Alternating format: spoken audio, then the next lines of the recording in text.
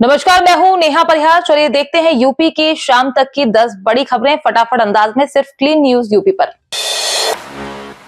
UP में बाढ़ का प्रकोप, 24 जिले प्रभावित, गांव जलमग्न, शहरों पर भी मंडराया खतरा। उत्तर प्रदेश में बाढ़ की स्थिति दिन ब दिन भयावह होती जा रही है। लगातार बारिश के कारण राज्य के 24 जिले बाढ़ की चपेट में आ चुके हैं। ग्रामीण इलाकों में जनजीवन पूरी तरह अस्त व्यस्त है और कई गांव जलमग्न हो गए हैं।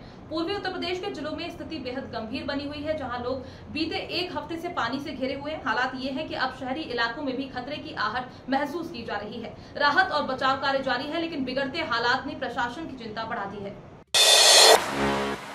मथुरा में भीषण हादसा, ट्रैक्टर ट्रॉली पलटी, राजस्थान के 3 मजदूरों की मौत। उत्तर प्रदेश के मथुरा जिले में आज बड़ा सड़क हादसा हो गया। मथुरा बरेली हाईवे पर तेज रफ्तार ट्रैक्टर ट्रॉली का टायर फटने से वाहन अनियंत्रित होकर पलट गया। हादसे में राजस्थान के भरतपुर जिले के बयाना निवासी 3 मजदूरों की मौके पर ही मौत हो गई, जबकि एक अन्य गंभीर रूप से घायल है। बताया जा रहा है कि सभी मजदूरी के लिए बाहर निकले थे। सूचना मिलते ही पुलिस मौके पर पहुंची और शवों को पोस्टमार्टम के लिए भिजवाया गया। साथ ही मृतकों के परिजनों को हादसे की जानकारी दी गई। घायल का अस्पताल में इलाज जारी है। धर्मांतरण गैंग से जुड़ रहे मानव तस्करी के तार, यूपी से 7 राज्यों तक जांच का दायरा। उत्तर प्रदेश में धर्मांतरण के आरोप में जेल में बंद 14 सदस्यीय गैंग पर अब मानव तस्करी से जुड़े होने का भी शक गहराता जा रहा है। पुलिस ने गैंग के मोबाइल और लैपटॉप डाटा की जांच के बाद कुछ अहम सुराग जुटाए हैं। अब जांच इस दिशा में भी हो रही है कि क्या ये गैंग मानव अंग तस्करी में भी शामिल था। इस मामले में अब्दुल रहमान आयशा उर्फ एसबी कृष्णा सहित 14 आरोपी जेल में हैं, जिन्हें आगरा की सगी बहनों समेत कई युवतियों के धर्मांतरण के आरोप में पकड़ा गया था। जांच का दायरा अब 7 राज्यों तक फैल चुका है। यूपी कैबिनेट बैठक आज, अटल जी के नाम पर छात्रवृत्ति योजना समेत कई बड़े प्रस्तावों को मिलेगी मंजूरी। उत्तर प्रदेश सरकार की कैबिनेट बैठक आज मुख्यमंत्री योगी आदित्यनाथ की अध्यक्षता में लोक भवन में आयोजित हुई। इस बैठक में कई अहम प्रस्तावों पर मुहर लग सकती है। सबसे प्रमुख प्रस्ताव पूर्व प्रधानमंत्री अटल बिहारी वाजपेयी के नाम पर उच्च शिक्षा प्राप्त करने वाले छात्रों के लिए एक नई छात्रवृत्ति योजना शुरू करने का है। इसके अलावा स्कूलों के विलय के बाद खाली पड़ी इमारतों में बाल वाटिकाएं खोलने का भी निर्णय लिया जा सकता है। बैठक में कुल 1 दर्जन से अधिक प्रस्तावों पर चर्चा होगी। आगरा में बल्क कचरा फेंकने वाले होटल उद्योगों पर सख्ती, नोटिस जारी करेगा नगर निगम। आगरा नगर निगम अब बल्क में कचरा फैलाने वाले होटल उद्योग, अस्पताल और मैरिज होम्स पर सख्त कार्यवाही की तैयारी में है। नियमों के अनुसार इन सभी को अपने कचरे का पृथक्करण कर ही देना होगा। निगम ने चेतावनी दी है कि जो संस्थान नियमों का पालन नहीं करेंगे उन्हें नोटिस जारी किए जाएंगे। इस प्रक्रिया के लिए नगर निगम ने NWMS कंपनी से अनुबंध किया है, जो कचरा निस्तारण की प्रक्रिया देख रही है। टेढ़ी बगिया में 210 टन क्षमता का MRF प्लांट और धादुपुरा में 4 टन का वेस्ट टू कंपोस्ट प्लांट भी संचालन में है। अनिरुद्धाचार्य महाराज के विवादित बयान पर धर्माचार्यों की चेतावनी, सभा वृंदावन में होगा फैसला। प्रसिद्ध कथावाचक अनिरुद्धाचार्य महाराज के कथित आपत्तिजनक बयान को लेकर संत समाज में नाराजगी बढ़ती जा रही है। इसी को लेकर मथुरा के वृंदावन में ब्रज धर्माचार्य परिषद और सनातनी हिंदू संगठनों द्वारा गुरुवार दोपहर चेतावनी सभा का आयोजन किया जा रहा है। सभा कैलाश नगर में होगी, जिसमें ब्रज क्षेत्र के प्रमुख साधु संत और धर्माचार्यों को आमंत्रित किया गया है। आरोप है कि अनिरुद्धाचार्य महाराज ने लड़कियों की शादी की उम्र पर आपत्तिजनक टिप्पणी की थी। सभा में उनके खिलाफ संभावित धार्मिक और सामाजिक निर्णयों पर मंथन किया जाएगा।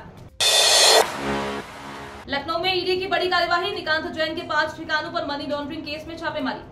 प्रवर्तन निदेशालय ने लखनऊ के चर्चित कारोबारी निकांत जैन के खिलाफ मनी लॉन्ड्रिंग मामले में बड़ी कार्यवाही की है। गुरुवार को लखनऊ, नोएडा और मेरठ में उनके कुल 5 ठिकानों पर छापेमारी की गई। कार्रवाई सोलर उपकरण निर्माण की फैक्ट्री के लिए फर्जी तरीके से सब्सिडी हासिल करने और इसके बदले में मोटा कमीशन लेने के आरोपों को लेकर की गई। लखनऊ में उनके घर, ऑफिस और व्यापारिक परिसर को खंगाला गया, जबकि नोएडा में एक और मेरठ में उनके पैतृक निवास पर भी तलाशी हुई।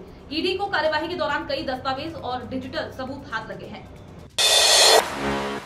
डेंगू मलेरिया से बचाव को ड्रोन एक्शन, नगर निगम ने शुरू किया एंटी लार्वा छिड़काव अभियान। बरसात के मौसम में डेंगू, मलेरिया और चिकनगुनिया जैसे रोगों के बढ़ते खतरे को देखते हुए नगर निगम ने आधुनिक तकनीक का उपयोग शुरू कर दिया है। लखनऊ के नगर आयुक्त गौरव कुमार के निर्देश पर शहर में ड्रोन के जरिए एंटी लार्वा छिड़काव अभियान चलाया जा रहा है। ड्रोन से उन क्षेत्रों में दवा का छिड़काव किया जा रहा है जहां परंपरागत तरीकों से पहुंचना मुश्किल होता है। इसके साथ ही फॉगिंग और सफाई अभियान भी जारी है। नगर निगम का दावा है कि इस तकनीकी पहल से बीमारियों पर प्रभावी नियंत्रण में मदद मिलेगी और संक्रमण दर घटेगी। गोरखपुर में तेंदुए का खौफ, 8 दिनों से दहशत में गांव। गोरखपुर के ग्रामीण इलाकों में बीते 8 दिनों से एक तेंदुए की दहशत छाई हुई है। गांव की गलियों में सन्नाटा पसरा है। लोग शाम होते ही अपने घरों के दरवाजे बंद कर लेते हैं और खिड़कियों के पर्दे गिरा देते हैं। ग्रामीणों की रातें जागते हुए बीत रही है। हर कोई अगले उजाले का इंतजार करता है। वन विभाग की टीमें लगातार सर्च ऑपरेशन चला रही है, लेकिन अभी तक तेंदुए को पकड़ा नहीं जा सका है। बच्चों और बुजुर्गों को खास तौर पर घर से बाहर न निकलने की समझाइश दी जा रही है। लोग भय और बेचैनी में जी रहे हैं। बीजेपी राज्य में क्यों बढ़ रहा है नशा? अखिलेश यादव का योगी सरकार पर तीखा हमला। समाजवादी पार्टी के राष्ट्रीय अध्यक्ष अखिलेश यादव ने उत्तर प्रदेश में नशे और शराब की बढ़ती उपलब्धता को लेकर योगी सरकार पर तीखा हमला बोला है। उन्होंने सवाल उठाया कि बीजेपी की सरकार में शराब और नशा क्यों फल फूल रहा है। अखिलेश ने एक ग्राफ शेयर करते हुए दावा किया है कि शराब के ठेकों की संख्या में यूपी ने न्यूयॉर्क और कैलिफोर्निया जैसे विकसित शहरों को भी पीछे छोड़ दिया है। उन्होंने तंज कसा है कि सरकार स्कूल बंद करवा रही है, लेकिन शराब के ठेके खोलने में आगे है। इस बयान से सियासी माहौल गर्मा गया है। आप देख रहे थे क्लीन न्यूज यूपी की 10 बड़ी खबरें फटाफट अंदाज में। जरूरी और काम की खबरों के लिए चैनल को सब्सक्राइब करें और वीडियो को लाइक करना बिल्कुल न भूलें।